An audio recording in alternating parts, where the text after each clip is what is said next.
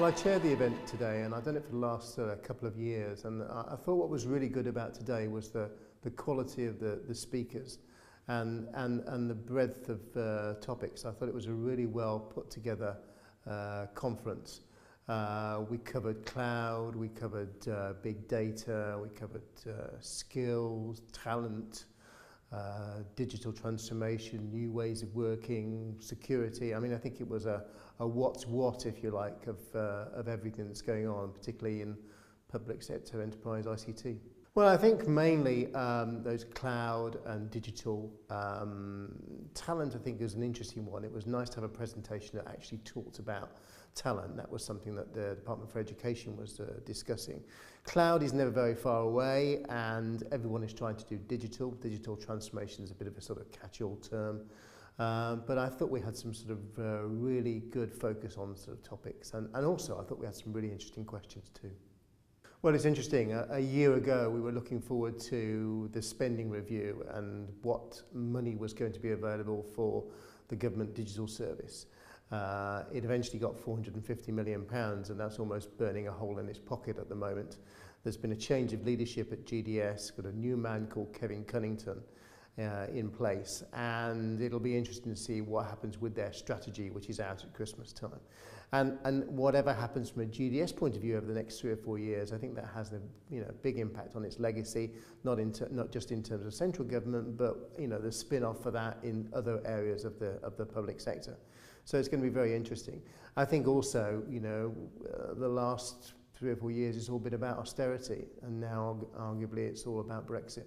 We just have to see how that plays out.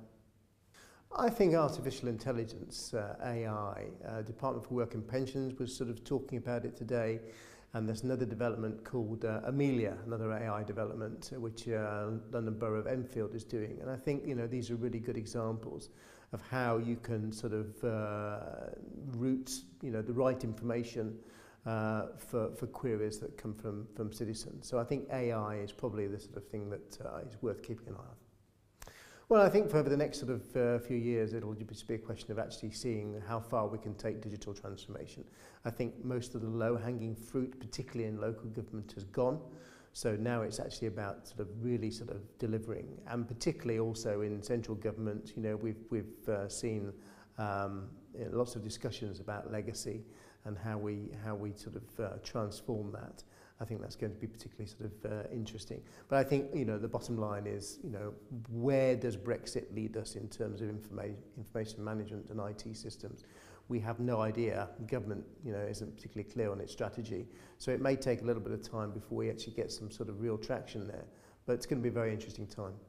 I think really just seeing the impact of information management and technology on the way central government and the wider public sector operates. It's a fascinating time. The last 4 years, it's all been about austerity. Digital is now a word that everyone is familiar with. It's synonymous with government and the wider public sector. And so it's a really exciting time. There are issues around data protection, data sharing, all these spin-off issues around technology that we all have to bear in mind. So, as I say, being a journalist in this space is really exciting.